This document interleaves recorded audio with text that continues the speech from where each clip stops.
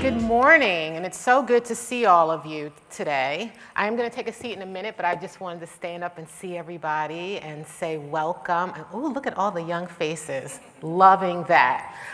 We're going to be talking about breaking down silos to accelerate energy efficiency, and I'm hopeful that most of you in this room know what energy efficiency is, and if you don't, I promise you, you will know more than you ever wanted to know in the next 40 minutes and why it's so important.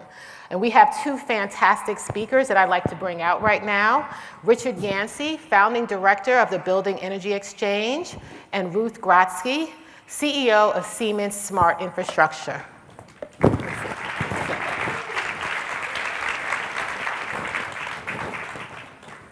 Have a seat. Thank you. So, we're going to have a bit of a chit-chat, the three of us, about energy efficiency, which has become my favorite topics. And so, one, I wanted to share with you all a little bit about the Alliance. We are what we describe as a bipartisan coalition of industry, consumer advocates, environmental justice organizations, public policy makers, and others, and we are focused solely on energy efficiency and federal policy. So that's what I do, and that's why I'm here. I'm going to invite our panelists to share just about 90 seconds, 2 minutes about themselves, but we are going to start with the end in mind with our first question. So over the last year, we have seen tremendous investment by this administration in efficiency. First, through the infrastructure bill that was passed last year, about a year or so ago, and then more recently with the Inflation Reduction Act. And so we're starting to see a lot of money and investment come out, but we have a big problem to solve. And this conversation is how we're going to accelerate what we need to do to meet our 2035, 2040, 2050 goals and really begin to bite away at climate change. And so with that in mind, what I'm going to ask for Ruth and from Richard is, when you think about the end state, right, if we start with the end in mind, after you introduce yourselves, tell us, what do you think is that thing that we need to do to get there? Richard, I'm going to ask you to start. Well, thank you, Paula. It's great to be here this morning. It's great to see this group here. So my name's Richard Yancey. I'm the founding executive of the Building Energy Exchange, which is a nonprofit that was really spun out of the New York City Mayor's office about 10 years ago with the mission to fight climate change by transforming the built environment. And the way we do that is by accelerating the transition to healthy, energy efficient, comfortable buildings by acting as a trusted expert to the building industry. So there's a lot of education involved in doing that. There's a lot of convening involved in doing that. And I think that's kind of one of three things I would say in addressing this end state is I'm very optimistic about the trajectory we're on, but we need to raise everyone's energy efficiency IQ. In the built environment, there are so many different people, architects, engineers, building owners and operators, and developers who have to make decisions about what kind of technology goes into our buildings and how it performs. And we need to bring all those people together to better understand what the opportunities are, and that's part of our mission at BX. But I also think that's one of the end state pieces. It's about collaboration, and it's conferences like Nest. It's like all these people in the audience. It's the conversations that go on in the hallway. It's the Swedish Energy Agency coming together at BX yesterday with a bunch of New York City developers and sharing best practices and solutions. And it's not really about so much the IP, the means and methods. It's about the opportunities and the technologies and understanding the designs. And the other thing I think is that we've really flipped the script on what energy efficiency is. You know, it used to be talked about this kind of thing where you'd have bad lighting and have to put on a sweater, and now it's really about high-performance buildings. And it's about a better state, a better building, a better performing buildings, both in terms of the health and the indoor environment, but also in terms of its energy performance. And lastly, I think that there's enough data that we have now that we really better understand what the problems are, and that's starting to infuse itself into the regulatory environment with better signals about regulation and coming better price signals out there about the opportunities. Thank you. Ruth, tell us, how do we get there? Hard to top that, by the way, very comprehensive. So Ruth Gratzke, the CEO of Siemens Smart Infrastructure, and as the name already infers, we are really all about solutions for building infrastructure, whether that is products, whether that is project deployments, whether that is services or software. Our mission is really to help our customers, like for example Javits, on first of all defining their sustainability journey, so understanding where is somebody today, what's our baseline, what is the aspiration, set reasonable targets, and then through technology and really consulting and services, get customers from point A to point B. Because what we find frequently is that customers, they're committed. Everybody realizes that we have to change, that climate change is here, and if we don't act now, we will not be in the place we want to be. But how to do this, the actions to take in concrete measures, that is the problem. That is really what we have declared as our purpose as a company, is to help solve on that journey. So now, Paula, to your question about what's the end game, right? Ultimately, what is the key aspect that I see? And from my perspective, very similar to what Richard already cited, technology is there. At the end of the day, it's not that we're missing the tools to get where we want to be, but we're having a large number of stakeholders, from manufacturers to building operators to government to utilities to architects to contractors, that all need to come together and start working in one direction, in one motion, to drive change in a meaningful speed. I think the importance of this ecosystem and breaking down these silos, that will be a key success factors if we want to achieve anything. Sure. So let's pick up on that comment about silos, right? So as you both have identified that we have lots of different stakeholders that we need to get involved in this. And because you have so many different stakeholders, it's almost a little bit logical that you would naturally start to see silos. We all look at the same problem differently, and they all may have different interests and different ways of solving it. And so as we're moving forward, how do we break down these kinds of silos? How do we create better understanding amongst ourselves as a far broader group in terms of the industry? And how do we help people understand our interconnectivity and our interdependence? That we need each other to really be successful at this. So talk to me a little bit about, how do you think about how we do that kind of work? To me, there's a big piece about education. Okay. I'm really driving, I think awareness we have, but there is a lot of education still required on how the different stakeholders that are part of this ecosystem can act and what they need to do to get to a better place. And we were talking earlier about, do architects really know how to design buildings from a sustainability perspective? Some do, but there's many that don't. General contractors, in the conversations that I am having, people are coming to us as technology provider asking for advice on what is possible from a technology perspective. What can smart buildings do to help support sustainability? What is possible from a resiliency perspective? And so I think through education, but then also through bringing stakeholders together, through the work honestly both of you are doing. Driving this dialogue, agreeing on the end game, and getting the stakeholders at the table. And Richard. I was just going to say, I think it's great to have someone advocate for why we exist as a nonprofit.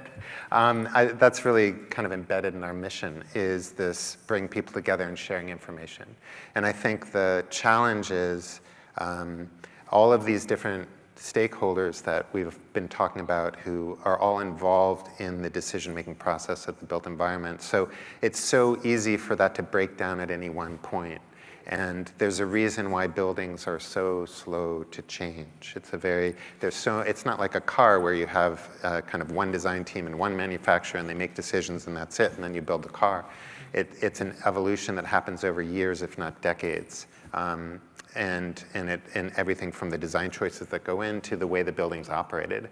And therefore, I think this idea of raising the entire group of decision makers' energy efficiency IQ gets so important, but also the breaking down silos piece of sharing this information.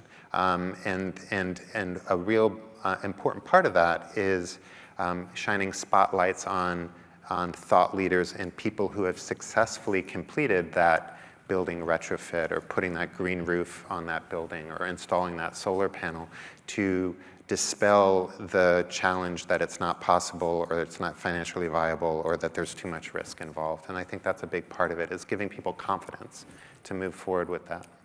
So there's this phrase, right, that not to boil the ocean, right? Because there's a tendency, and yet I think if we think about how we address climate change, we literally have to boil the ocean, right? We actually have to figure out how are we going to Or the ocean will boil. Yeah. Right? And so what we know is that not all building stock is the same, not all cities are the same. And so really interested in your thoughts about how do we address this in such a complex environment. We have New York City that has a lot of buildings, very new buildings as well as very old building stock. We talked earlier today about, you know, a building that my family's lived in that's over 100 years old. So how do you deal with that? But then broadly for both of you, because the building density in cities are very different, New York versus say an Omaha, Nebraska versus a St. Louis, how do we think about that in terms of how do we attack this problem? Should we be thinking about large commercial buildings first? Should we be thinking about residential? Any thoughts that you have on how do we look at the built environment when it's different across the country? Well, I think just starting with the first part of that question, in New York, we have 1 million buildings in the city. It's 5 billion square feet of space, and it's everything from the skyscrapers you see to single-family houses out in the boroughs. So it's kind of got everything, and I think a lot of it actually comes down to understanding the data. So New York actually passed a Green Integrated Buildings Plan ordinance in 2009 where it looked at all of that square footage, and it turns out that a lot of that square footage is in buildings over 25,000 square feet, so those buildings have to submit their energy and water data every year, and it's publicly available, and that's given us a real big understanding about how those building performs and where the opportunities are. And so I think that has led now to regulation on one of the big problems, which is existing buildings. New buildings are governed by energy codes, and so you can make the codes more stringent relatively, easily in terms of affecting that cohort of buildings. But existing buildings, once they're built, are operated however they're operated. And so now New York has a law that these buildings over 25,000 square feet, which represent a majority of our carbon emissions, will have to keep within a certain carbon budget, or they'll have to pay an annual fine. And that kind of policy is now, what's called a building performance standard, is now being adopted by other cities around the country. There's a coalition of 35 cities and regions that are adopting building performance standards at some stage. And I'd say the other thing is science doesn't change just because you cross the New York City border. Buildings actually are very similar. There's different climate zones, cold climate, warmer climates, that affect that. But I think the solutions are very similar. Ruth, do you want to add something? Yeah, as I said earlier, I don't think the technology is the challenge. What I envision is somewhat, there's a pick and choose menu, right? Because as you said, the challenges across different geographies in the Northeast versus the Southeast versus the West Coast are very different. So ultimately, I don't think there can be a standard approach. Like it needs to be based on certain city footprint, building mix, like the local conditions that you're faced with. But from my perspective, the biggest challenge I see is with the existing footprint, the existing building infrastructure, specifically when it comes to residential. New buildings need to be subject to ordinances, to codes, to design standards, because there it's easy to design for sustainability and efficiency. Commercial real estate, like maybe office buildings, public spaces, are also easier to control because we need to be realistic and face the fact that driving for energy efficiency will require upgrades, will require retrofitting, will require modernization. And that means that that building footprint will not be accessible while that is going on. So that is one key hurdle that I see, and that brings me now to residential. So how do we retrofit, how do we refurbish a residential building where people have lived for decades, where landlords will be up in arms, rightfully so, because they're losing their rental income? So that will be the challenge that I see for cities like New York, and that goes back to my earlier statement about stakeholder collaboration, right? That requires city involvement, that requires funds availability, open, honest dialogue with residents, with landlords on how to do this in an agreeable fashion. And it will be hard. But I think unless we all face into the reality that it will be hard and that it will be inconvenient and it will not be cheap, it's not going to happen.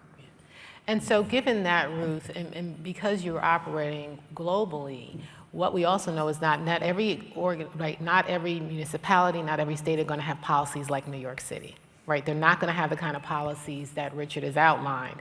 And so what kinds of things should we be thinking about? So how do you encourage policymakers and local leaders to want to take this on if maybe climate isn't the most pressing need? It may be a pressing need, but people in cities have lots of different issues that they're confronted with, and it just may be that climate comes behind crime or may come behind homelessness or lots of other things. How do we kind of elevate and raise this as an issue so that people can see if their policies are not in place, there's still something important to be done here? Yeah. I think sustainability, most people by now realize that it's getting warmer, that the number of storms are increasing, that the damage to just the US economy, I think when you total it up over the last 100 years, we're talking trillions of dollars to the US economy, like in lost profits and lost business because of weather events. So the challenge is real. And depending who you're sitting with, like if they're advocates of climate change or not, I think talking about facts, talking about data, talking about the overall impact, like is a great starting point. And then from there, the second hurdle to sustainability, once you have agreed on the fact that yes, we have to do something, is the cost of sustainability actions. And ultimately, we as technology provider, our mission needs to be that it doesn't cost more to do the right thing, that we bring the cost point of solutions down, that we drive efficiencies that make it easy to say yes, or where we can, like here at Javits, that we find financing vehicles that remove the capital pressure on companies, on businesses, on institutions. So those would be the two angles that I would take to drive that dialogue. Yeah, Paul, there's also just a lot of co-benefits to what might be characterized as sustainability or creating a higher performance building. For instance, New York phased out number 4. And so a lot of the carbon emissions actually come from burning what we call on-site fossil fuel, and that's the boiler in your basement, with a flue putting out carbon through the roof. And so, and what it turns out is a lot of that equipment is incredibly inefficient. It's actually the majority of New York City's carbon emissions comes from that. So, but by reducing the heavy fuels that were being used, moving to natural gas, and then eventually moving to electrification, what you find is that the asthma rates, especially in some of the more disadvantaged neighborhoods where those types of emissions are even more concentrated, have gone down. And so, or the water leakage that's happening in lots of buildings that then causes mold and creates this really toxic indoor environment. Just by making the water system more efficient, you're also solving this health problem. So I think there's a lot of co-benefits to creating a better performing building. And one of the things that we're doing at the Building Energy Exchange is we're now understanding that we have a lot of resources, case studies, great examples of technology that other communities can benefit from. So we're now working with other cities, some of which have regulation in place and some of which won't and don't, like Kansas City and St. Louis. But by finding a local organization that understands the local community and then providing them with these resources that then they can use to help improve the buildings and the kind of health of the buildings also in their environment. It's, I think, a way to kind of leverage the work that's being done in cities like New York that do have the regulation and get that out there to other cities that maybe don't yet have it. Yeah, thank you. And in the backdrop of all of this, right, we are actually, demand for energy is going to continue to increase, right? We connect more and more things every day that require electricity. We still drive our cars probably way more than we should, we don't have. If we think about just most recent events, while it doesn't seem to take a lot of space on the news, what's going on in Puerto Rico?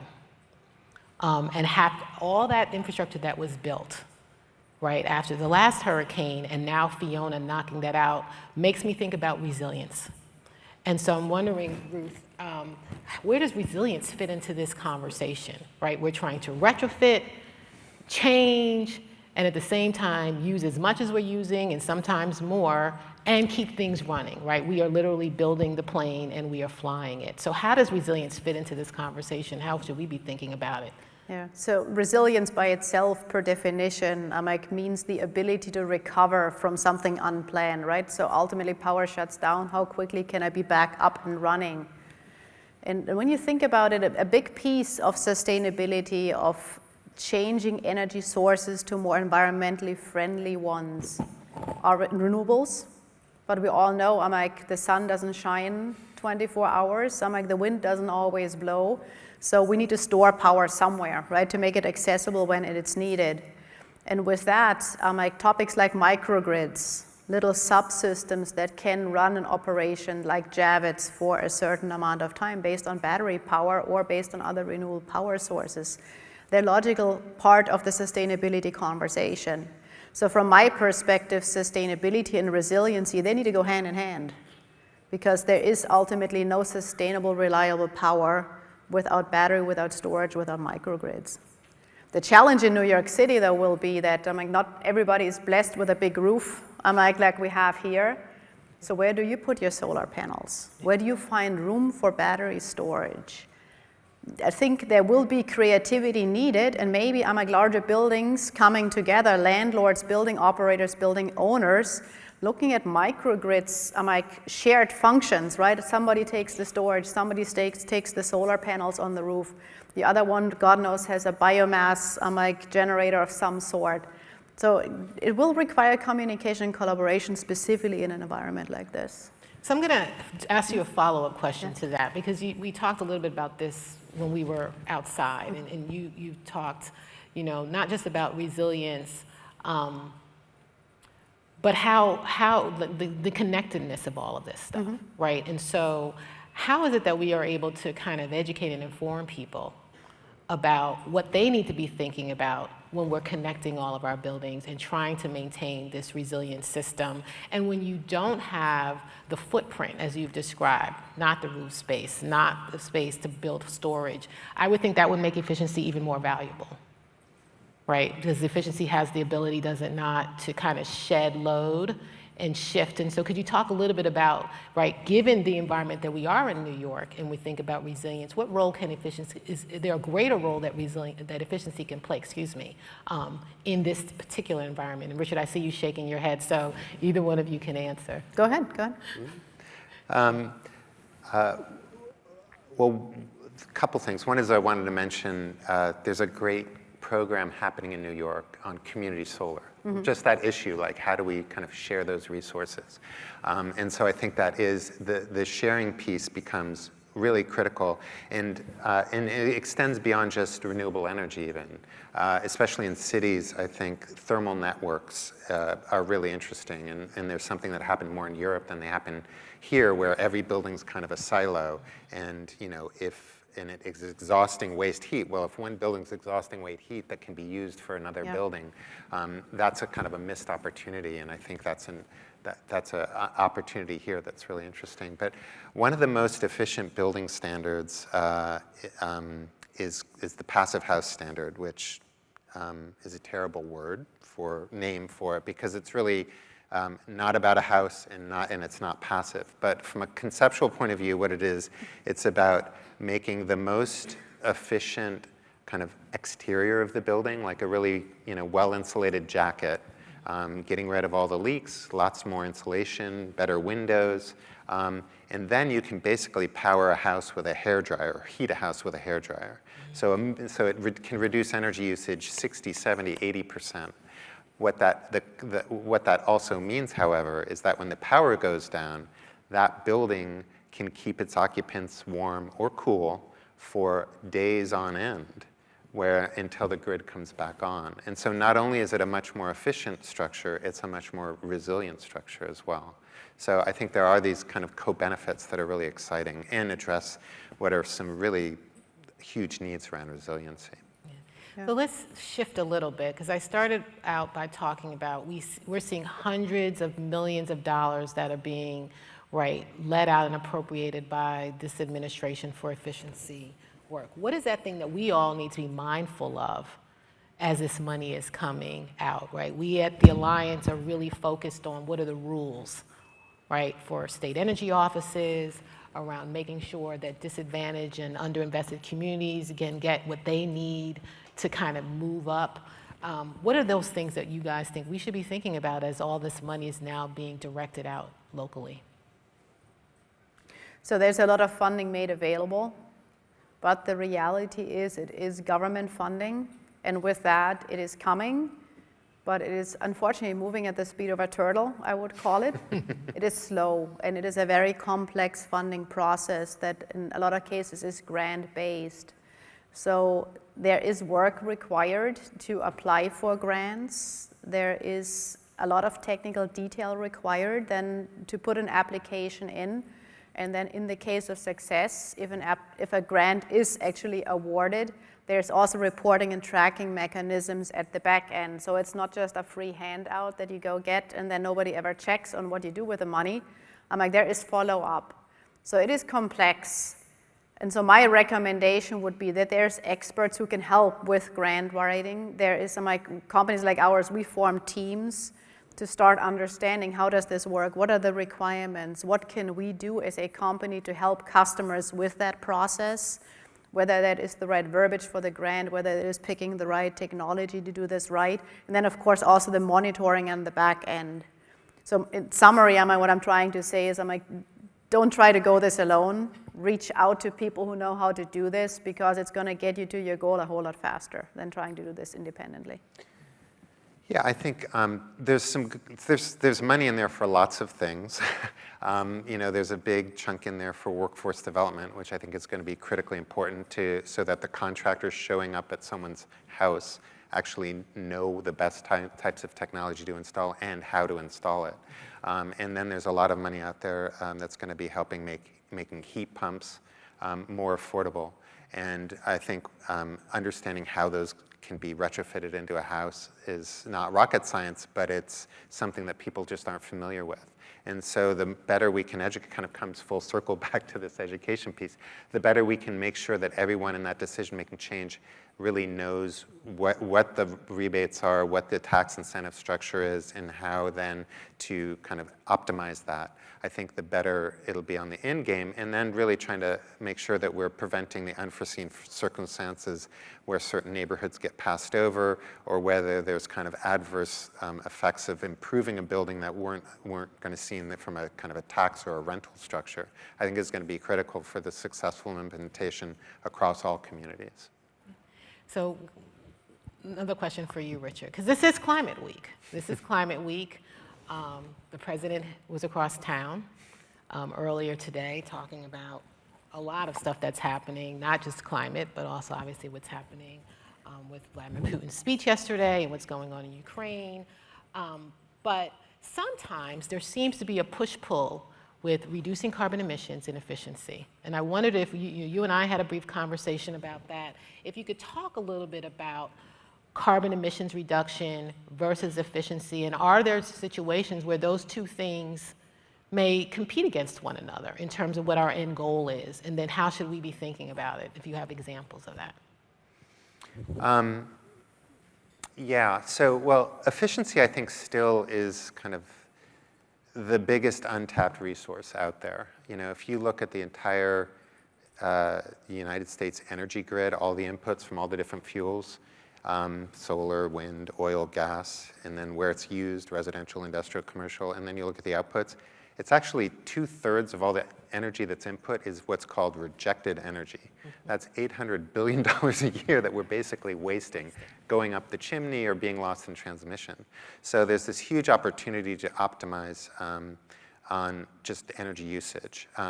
But I think the metric for basically saving our planet is carbon emissions. And that's a metric that's very abstract, that not very many people necessarily understand what the carbon impact is. And so I think it's easy to get caught up in the kind of details of that equation. But the fact is that if we just were to so-called electrify all of the fossil fuel buildings in New York right now and get rid of all those carbon emissions, assuming that we have a clean grid that the state is promising us by 2040, which is very exciting, a renewable energy grid. The fact is like we would go from peaking in the winter to peaking in the summer, and our grid would kind of not be able to really handle all that extra load. So we need to keep in mind that it really needs to be efficiency first, and then kind of layering in what the opportunities are for carbon reduction at the same time. Thank you. Yeah, to build on that, it can't be one without the other. It needs to be a concerted parallel approach to do both, get consumption down through energy efficient actions, and really improve the building footprint that we have from that perspective.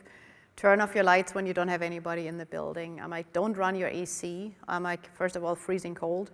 But don't run it if you don't have people in there. Try to kind of cordon in a convention center of this scale. Try to make the spaces you use smaller. And then I'm like, heat, cool, I'm like, ventilate those spaces. Because that can have a huge impact on power bills, right? Not wasting energy to cool empty space. So let's do that on the one hand, and then in parallel, let's think about how do we make the energy that we still need more sustainable, come from more environmentally friendly sources like wind, solar, and whatever we come up with over the next decades. So from our perspective, we always try to do both, because one alone is not going to bring us to the end game. And I think just understanding carbon is, our understanding is evolving and becoming more, especially in the built environment, I think more sophisticated. And that's why I think there's a lot of discussion starting to happen about what's called embodied carbon, which just intuitively, just to understand it, it takes a lot more energy to build a new building than to keep an existing building that you've already built and improve it. Yeah. And so I think we really need to focus on those opportunities to look for materials that aren't really energy intensive to make, that then we build a building with, like using mass timber versus concrete or steel, and just using our existing building stock and improving it versus building new.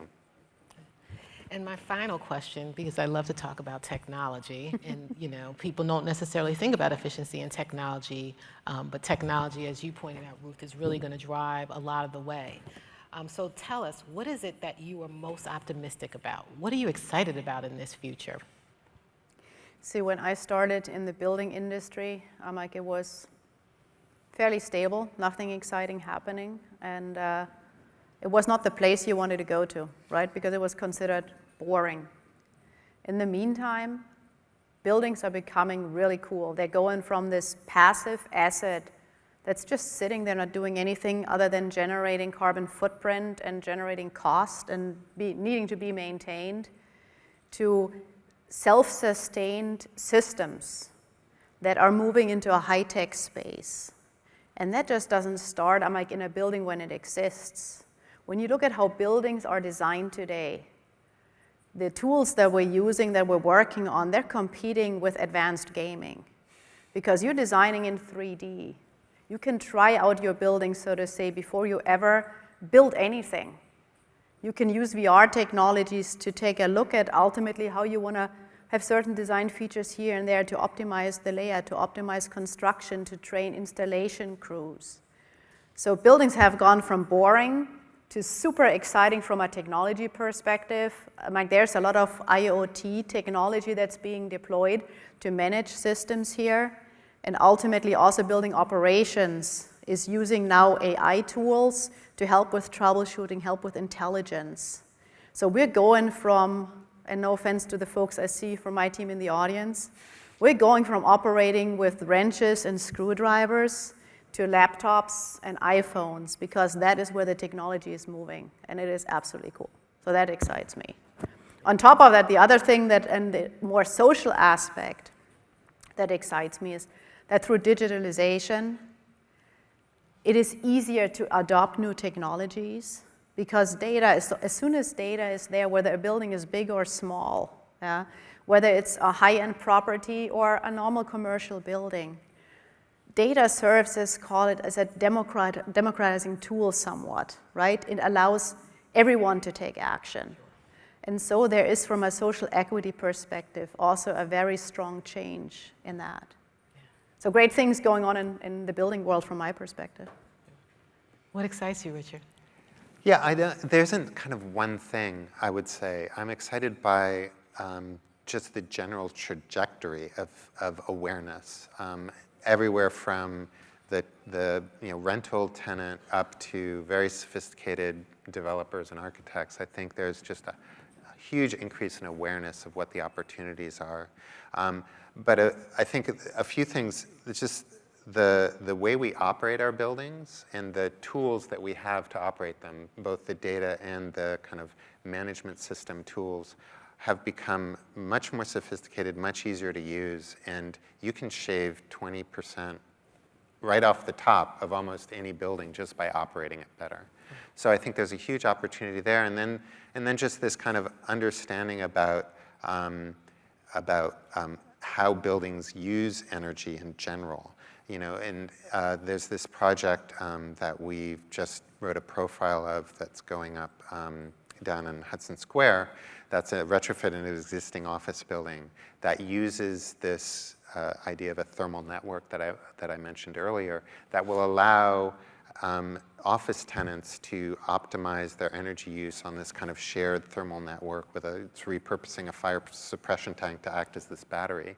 And so that they don't need to heat and cool at the same time. They can actually just optimize the temperature that they need in that space based on the occupancy, based on the use.